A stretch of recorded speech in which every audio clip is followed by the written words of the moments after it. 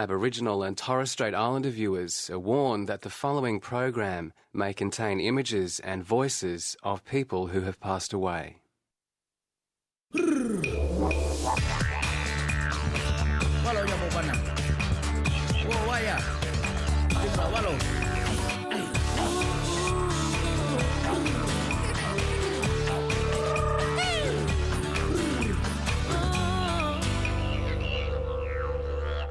Hello, I'm Miriam Corowa. Welcome to Message Stick. Today's program is the conclusion of our three-part series about Pormpuraaw, a remote coastal village of 700 people on the western side of Cape York Peninsula in North Queensland. Message Stick producer Jeremy Geyer is originally from Cairns, but now has close family connections to Pormpuraaw and is a convert to the community and its relaxed way of life. In today's episode, we look at a dynamic local organisation called Pormpuraaw Panth. From its humble beginnings as a women's shelter, this group is full of passion and drive. And they have some interesting ideas on fundraising, so look out for the drag show. We hope you enjoy Postcards from Pompuraaw.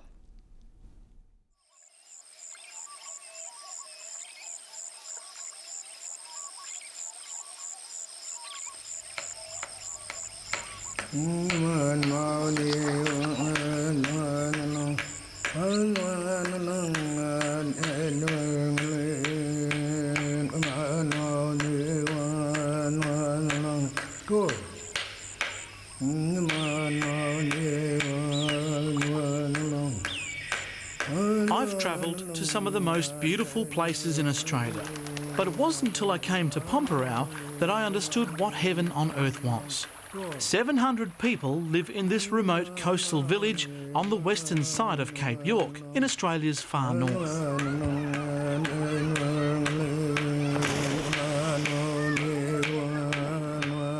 It's a home for fishing and crocodiles and stories that are told from a long time ago. Welcome to my version of paradise, a place called Pompuraaw.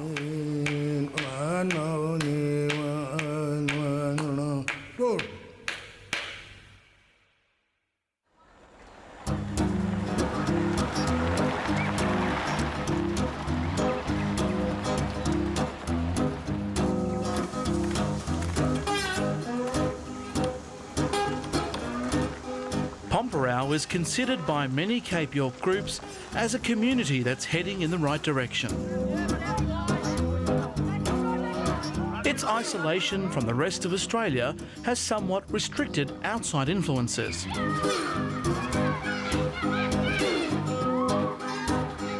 But symptoms of social dysfunction like overcrowding, unemployment and alcohol issues are clear and present.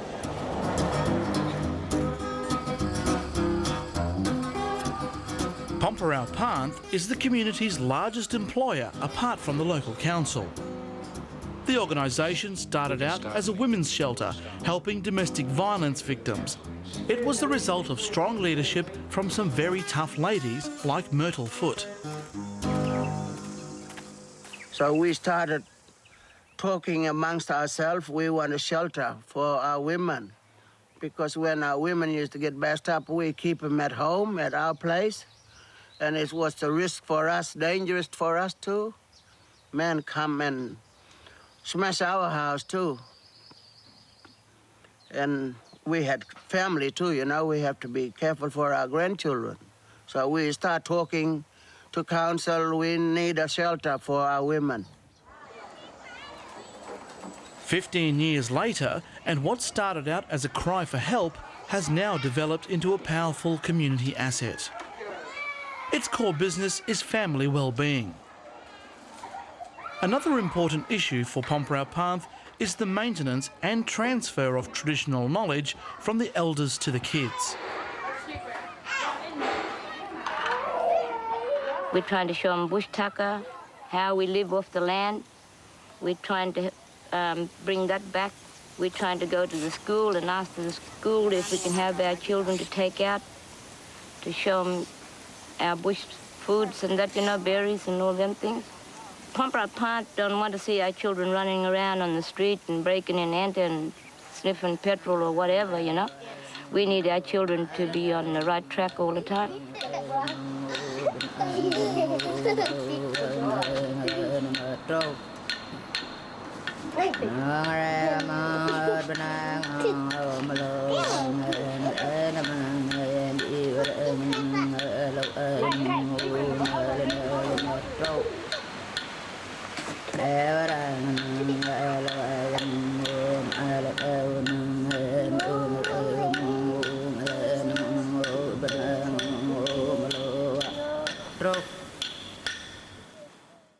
Turning an idea into action is relatively easy. A good way to start is hold a free barbecue. Okay, we're looking at trying to start something new, a connection between the elders and the school. What we can talk about now with the principal here is, let's look at, can we fit some of this, is it possible to fit this into some school time? Or do we need to just do it all outside of school? And so that's why it's important for as many elders to be involved as possible, because yous will decide where we go, what time we go. Kurt Noble is the male mover and shaker of Pompuraaw Panth. It came about because many elders were, I guess they were saying, they were a little bit disappointed that young people weren't taking much interest in culture, or a lot of the old stories, the history about their families, the history about the communities, things like that. They felt like they were being distracted by modern life, you know, the American sort of stuff, wear your baggy pants and hat on backwards and all that sort of thing. They felt the culture had started to be, the kids' attention had been drawn away from their roots, their origins, their culture. One of the key figures in the community is Freddie Tyor. He's a culture man and considered to be one of the best performers in Cape York. Freddie says it's important that children know their history, especially through song and dance. What I see now today, young people that try to go for this rap songs, and my brother said to me one day, "Hey, listen, Freddie, listen to that. Gee, that's a bloody horrible song. I don't want to hear that song there." Yeah, that's what he say to me every time. Shut the tape off. Put a country music, something good, where you can understand, like Slim Dusty and Buddy Williams, them old-time country singers,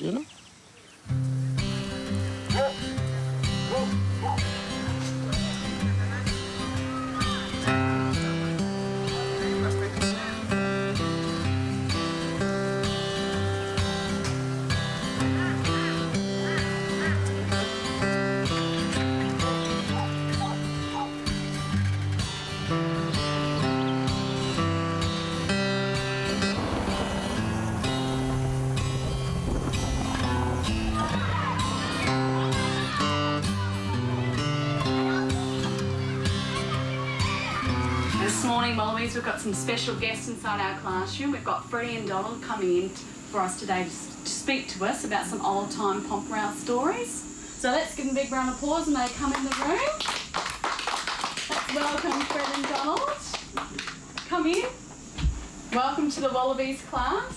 Very excited to have you here today. Would you like to have a seat? Okay, Wallabies, listening up now. We're going to hear some really great stories. Thanking our guests for coming in this morning. Good morning, girls and boys. It's lucky these days. You got nice school, big school, more better school than what we used to before, in the old time. Storytelling is an art form and an important way to teach. The skills of spinning a yarn kick in, and Don and Fred mesmerise the classroom with old tales. We never had school like this one today. 53, 54. We had cabbage palm houses, and they were pretty good buildings, man-made. We didn't have iron or nail or whatever back in those days. All these old people used to go out and cut cabbage palms, bring them back, and started to make a house.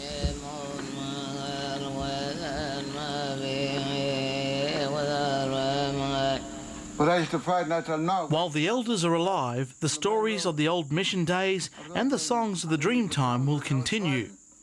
But taking this for granted could be a dangerous oversight, and that's where Pormpuraaw Panth wants to help. There's a risk there it'll sneak up on people, and before they know it, all of the important old people who carry stories and songs and the meaning that goes with it will have passed. And you can't go back and ask them after that. But I think Pompuraaw is at the stage where they're not there yet, but the old people are sensing that there is a risk that that'll happen. Being in a remote community is a perfect learning opportunity for those who are visiting Pompuraaw. Yeah, no squeezing or you lose it. This is the case for the handful of teachers that are helping Pormpuraaw Panth with the wet season cultural program. It's a fluid partnership between community elders and the local school. Here we come, time to sit down. For Scott Cousins, the journey to the Western Cape has provided some perspective on remote living and a unique look at Indigenous Australia. This is Royden Edwards. Does everyone know Royden? Yeah? Certainly, you're a friend of Royden's. Sit yourself down, Roydy. Welcome back, mate. Haven't seen you all holidays. Every time I get near one of the older people, or even the younger people, the mothers that come up to the prep, I question them over and over about the cultural things that we need to know.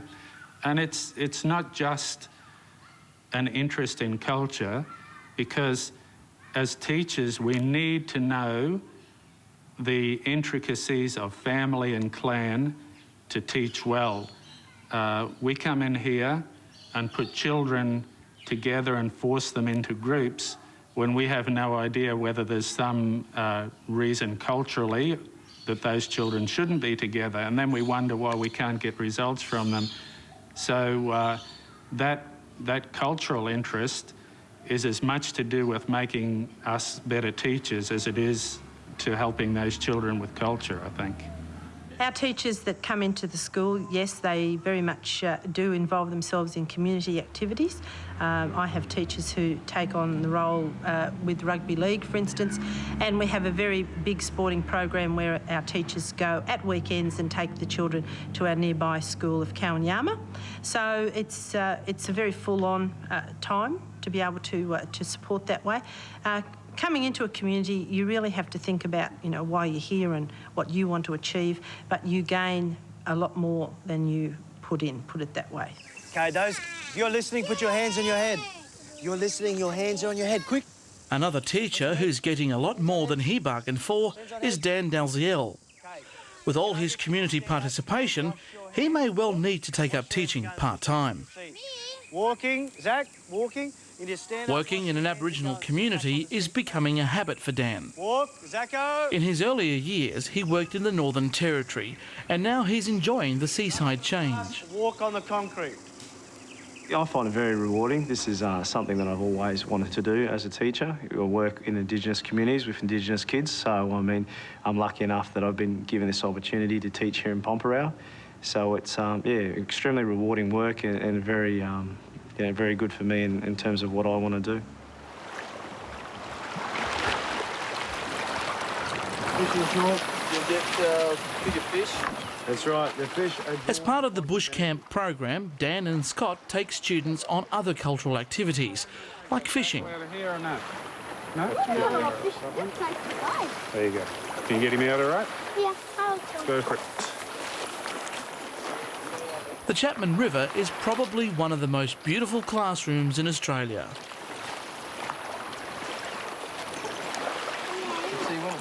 Working with the elders on land, on homelands, and going for those camping trips works on a lot of levels. First up, it gives the children direct knowledge. It will take them to their homelands. They will learn about their stories, their clan stories, their family stories. They will directly learn the bush tucker and tool making and those things directly. On another level, when they move out onto those homelands, the elders have said that they want to make it as genuine as possible, which will take some of these children well out of their comfort zone. We are planning that will bring out leadership qualities.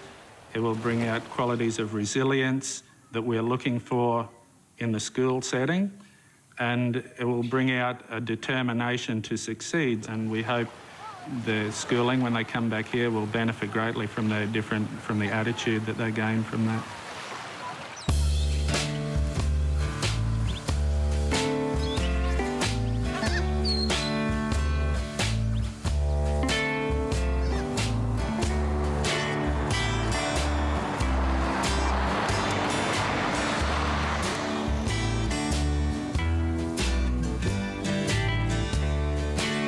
Pormpuraaw is thousands of kilometres from Brisbane and Canberra, which means that it's not in the best position to lobby for government funds directly.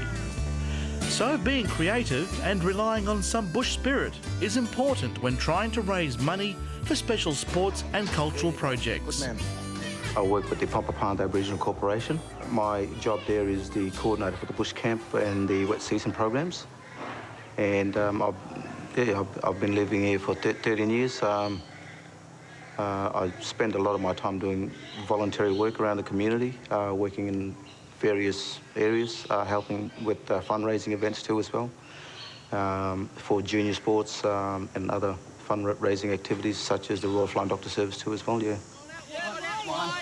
Frank is one of the community go-getters. His passion is junior rugby league. With his high energy and commitment, Frank organised the Junior Rugby League competition that Pompuraaw currently enjoys. I get a lot of satisfaction.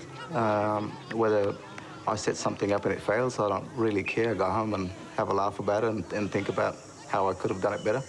I get a lot of satisfaction when I see that when you put something together, a lot of people get enjoyment out of it, and they walk away happy, and you know that you've done a good thing. You feel good about it too as well. I try to aim mostly at getting the youths, because eventually, once there's a good handful of youths involved in activities in what's going on in the community, the parents or the other grown-ups eventually find that they're attracted to what's happening and get themselves involved too as well. So that's one of the methods that I try and use to try and get the parents involved and the other grown-ups around the community. Yeah. That's a dress. That would probably fit you, eh? Nicely. Selling burgers to raise funds is one way of generating money, but Frank had other thoughts that would not only raise cash, but a few eyebrows as well. Approaching some of the boys with the idea, some of them just went, oh yeah, I'm with it, straight off the mark. Some of them were a bit hesitant, but they still went along with the idea. When it came to actually doing a dress rehearsal that we did about a couple of days leading up to the night, they were a bit timid, you know, a bit shy. It's the first time, of course, and it was very funny. Gee, I want to take you home now, Dad. Trying to find a drag show in Cape York is like finding an honest politician in Canberra. Is that it? What a conflict of cultures, a drag show to help develop Junior Rugby League. The idea was interesting enough, it just needed some brave men to volunteer.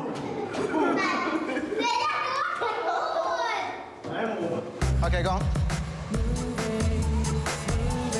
Go. Okay, split off.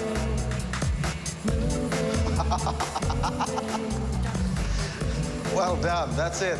Thanks for that, Sam and Dan, thanks.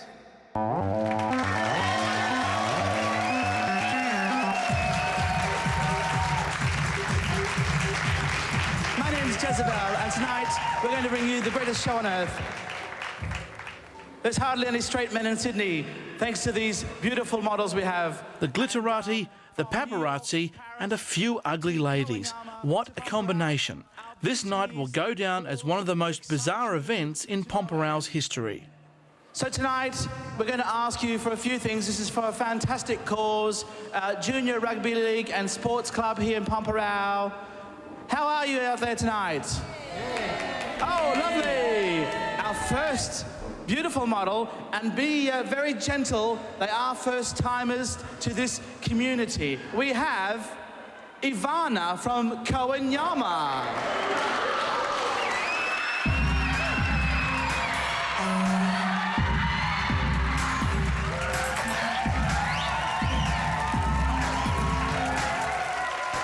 They were looking for some models for the show, and they were stuck for women, so it just so happened that a few of us boys were keen to put on a dress for that.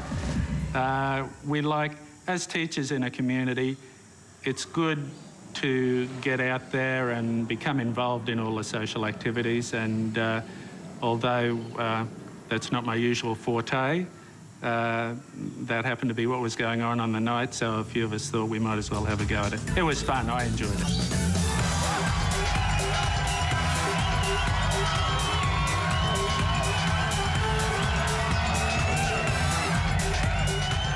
For Dan, this example of community spirit makes living and working in Pompuraaw a blessing.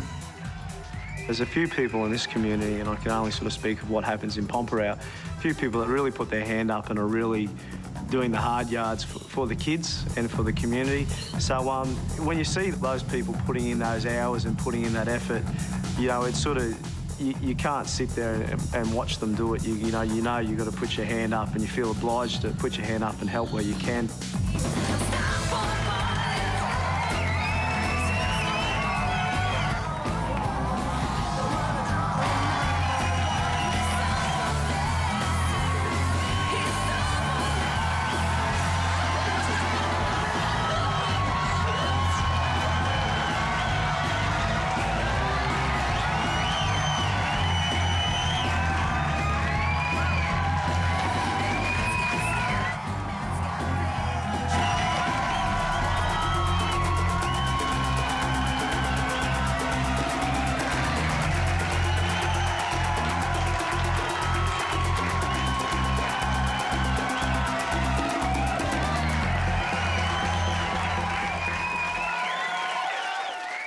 Well, we try and get as much as we can get going for the kids here, and the junior league went off really well last season.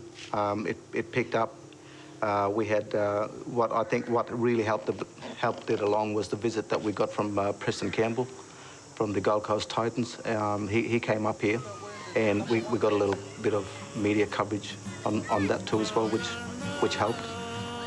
We got a lot of sponsorship too as well from various organisations outside the community and of course inside the community, which helped.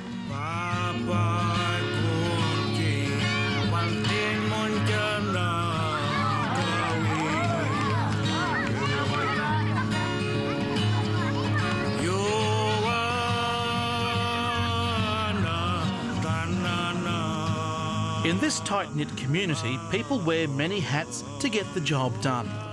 This keeps dreams and hopes alive and plants seeds for the next generation. While sports and culture play a large part in keeping Pompuraaw busy, there are hopes for bigger things in the future. I'd love to see more opportunities for whether it be business or jobs or things like that.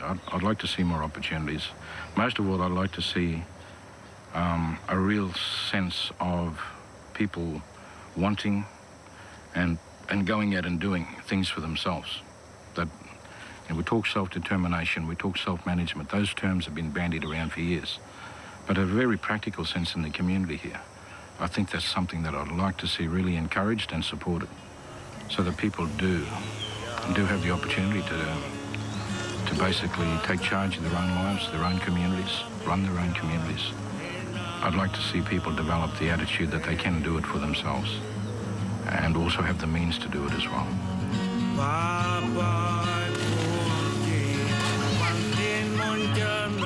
They have to stand strong and stand up strong like we did, you know, for their future now, for their young ones all have to stand up strong.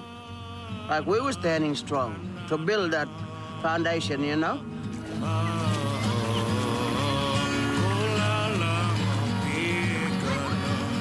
I hope they get our voice and be strong and stand up like we did. We don't want it to go flat, we want to see it lift. I'm wishing for them to do that. If you're gonna fail, well, you're not gonna get anywhere.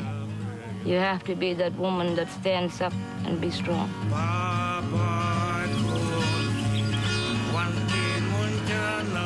At the very beginning of this series, my intention was to show Pompuraaw to the rest of the world. While we depart this lovely place, life for this sleepy seaside community will go on as normal. The daily fish-finding expeditions will carry on. The wet season's lightning storms will come and go, and those crocodiles will no doubt be cruising up and down the rivers looking for some action.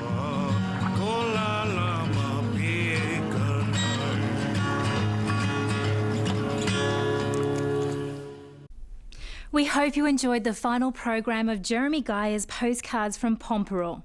If you want to find out more about Message Stick, please go to our website at abc.net.au/messagestick. We'll see you next week for a story from a timeless land, Gagadoo or Kakadu National Park in the Top End.